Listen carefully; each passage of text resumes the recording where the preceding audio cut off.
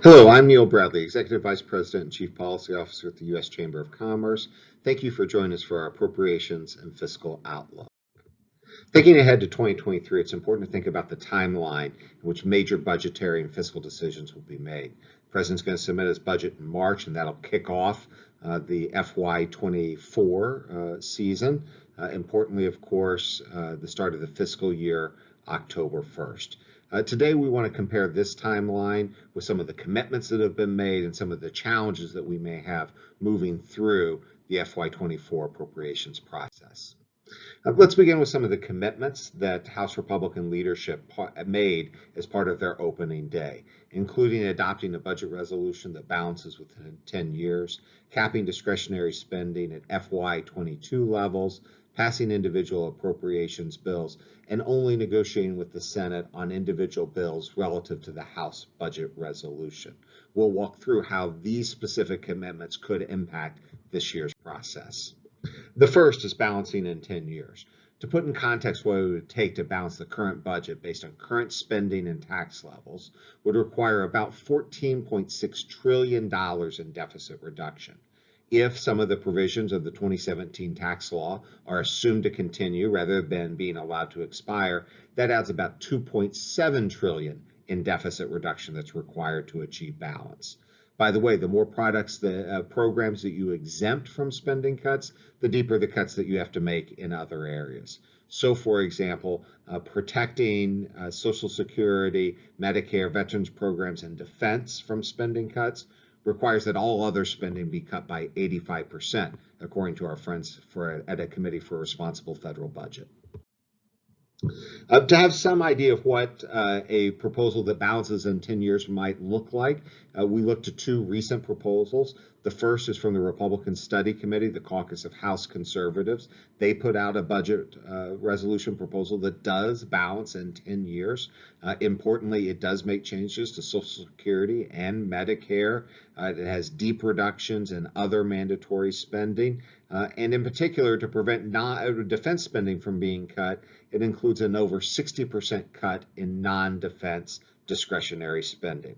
A second proposal came from the former Trump OMB director, Russ Vought, who put together a proposal that similarly balances in 10 years. It's designed to protect Social Security and Medicare from some of those cuts.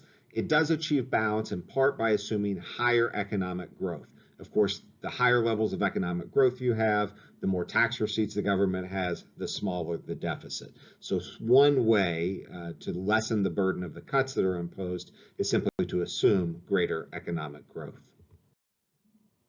This raises a series of questions. What happens with the appropriations process if there are not 218 votes in the House to pass a budget resolution? Normally, if you're unable to pass a budget resolution, the House would deem top-line discretionary spending, and the Appropriations Committee would write bills to those numbers.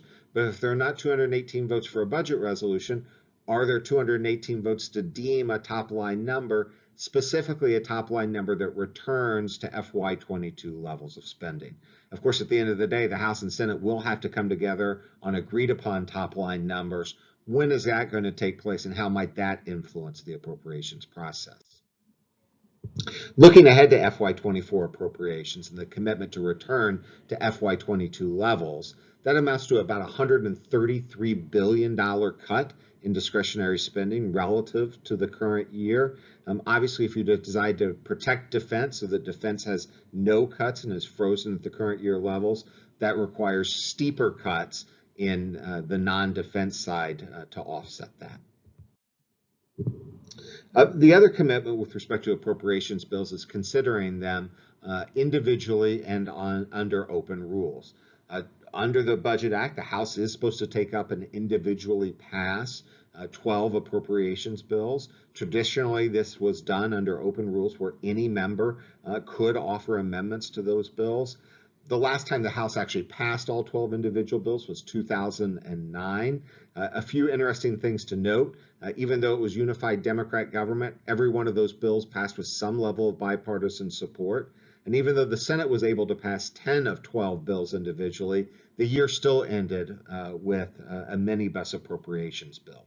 The House has moved away from open rules and unlimited amendments, in part because of the fear that members would utilize amendments to essentially filibuster by repeatedly offering amendments, and concern that poison pills would be added, amendments that could garner a majority of support, but because they were adopted on a bipartisan basis, would end up costing support from the majority party on final passage. And so this has led to structured rules that limit the number of amendments under both parties. This raises a number of questions as well. What happens, particularly as we reach the end of the fiscal year, if the House is unable to clear individual appropriations bills? Even if they are able to clear bills, what happens if the Senate hasn't been able to clear individual bills? Will there be an agreement to enact a CR to begin the fiscal year? If so, will that continue FY23 levels? That would be $133 billion above the commitment that was made. Or will there be an attempt to ratchet down funding? In other words, a CR that cuts spending across the board. Of course, there are other implications of a CR, including the inability for agencies to begin new starts. Of course, the ultimate concern is this could lead to a government shutdown. Since 1990, there have been 6 government shutdowns of various duration under various configurations of government, and the impetus for those shutdowns have varied. Thinking about this year, there's some analogy to the early 1990s when shutdowns commenced because of disagreements over fiscal policy and levels of spending.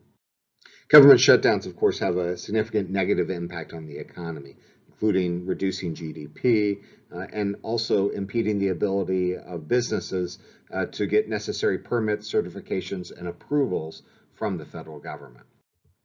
It's important to draw a distinction between a government shutdown, which of course we've had 6 of since 1990, and a debt limit impasse, or breaching the debt ceiling.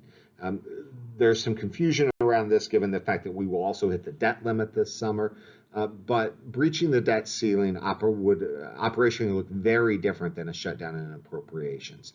If we reach the statutory debt limit and Congress didn't increase it, then simply put, the government would no longer be able to pay its bills. It wouldn't be able to borrow money to make Social Security, contractor, payroll payments, or to pay interest and principal on the debt. The impact of a debt limit breach would be much broader than a government shutdown in the sense that it undermines the very financial pennings of the U.S. fiscal system because it calls into question the full faith and credit of the United States. We may see some efforts to link up the deadline with the debt limit, which again is sometime this summer with the end of the fiscal year on September 30th.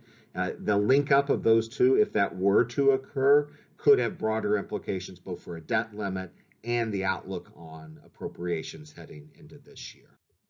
Thanks for joining us. If you have any questions, please feel free to reach out. Neil Bradley at nbradley@uschamber.com. Thank you.